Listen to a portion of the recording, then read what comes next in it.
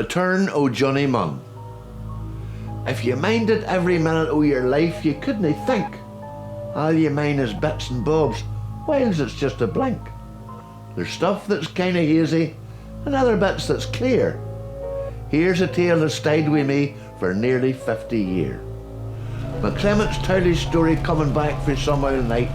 We were all jammed in a motor squashed together brave and tight. Nae in-car entertainment, nae heater, only crack. But I can mind on story gay and clear when I look back. McClement's turn had come around to spend a yarn or two. Says he, you'll not believe it, but the story here is true. Of all the jobs I ever done, there one I couldn't thole. Apprentice undertaker to a body Yule Madole. The first day's undertaking was the last I ever done.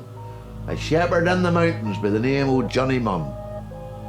A neighbour got him dead in bed and nothing but his socks. The police sent for Sam to get his body in a box. He lived up on the hillside all his working life, too busy lambing ewes and such to get his siller wife. The body had a powerful hump and crooked in every limb. He wouldn't fit into the box, but all had brung with him. The house was wee nae size of the stairs was steep and thin. We got them coughing up the stairs and tried to jam him in. His foot went down, his head come up, the same the other way. We tried it every road we could. Our heads was near astray. So we dressed him and we pressed him and we moved him to the stair. Downstairs some neighbour women put a sort of wake on there. As we come round a gay tight turn, well, Johnny near fell out, but we speltered down the stairs okay and led him at the foot. Madole he took a hammer and he nailed his clays off flat. And he took a beer gay handy for his throttle needed wet. With the one thing and another, sure we had a couple more. And a bite to eat for buy for the old boy had rocked us sair. We the neighbours waked him well with sandwiches and drinking, and soon you couldn't hear yourself for chat and bottles clinking. The old wake yarns, the bits of crack, some eyes were gay and glazed. And in the door come the Reverend Moore.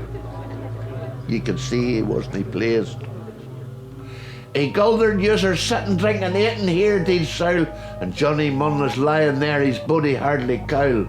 You mocked him hard and life, he growled. He laughed behind his back. His crookedness was made into a target for your crack. You called him Humpy Dumpy and known old Humpy he'd, and now you sit and yarn and drink like he's no e'er there did. The stuck of your hypocrisy would make a body book. I only hope you mind the times you made John Munn a joke. A kindly word, a helping hand was missing when he left. I doubt that this would be the way he wanted to be grieved. A lock of whited sepulchres, clean rotten to your hearts. I gather up a neighbours, a wheen of cheeky blurts. You hasn't only right to sit and yarn with drink and mate, and Johnny resting in his box as off to meet his fate. But then an odd thing happened. I heard the tearing cloths. Madole's wee nails had ripped Munn's clays and loused him in the box. He ris up for the coffin and he gin a mighty groan. He seemed to spraggle for it and he let another moan. Madole the only man in there that kept a level head. It's just trapped gas, he says to me. It happens when you're dead. But every other body there ris up and run for it, and the screaming and the yelling could be heard for miles about. The Reverend Murray went to run, but couldn't he reach the door. His long black coat was cleeked onto a nail stuck in the floor. He let a gowl and guldered as he tried to get it loose.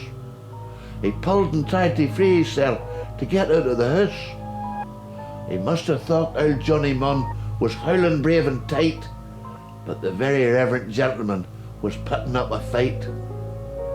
Would Johnny drag him to the grave, or take him down to hell?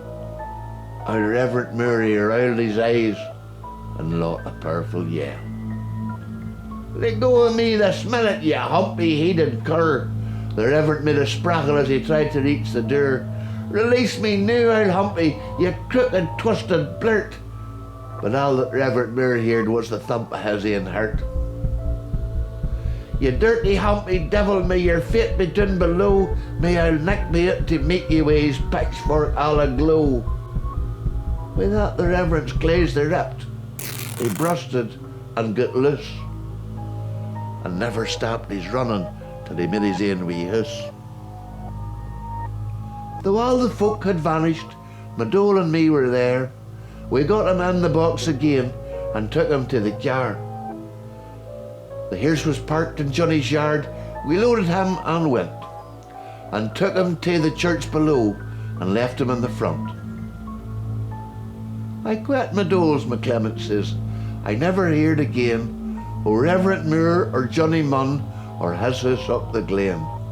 I did an undertaking job just wasn't meant to be. But thon's the tale o' Yule Madole, Old Johnny Munn and me. McClement's finished talking, but no yen word was heard. The maist of folk was sleeping and the rest was sort of feared. It's been a lot of years since then. It seems like yesterday. I'll mind it just as clearly till they put me in the clay.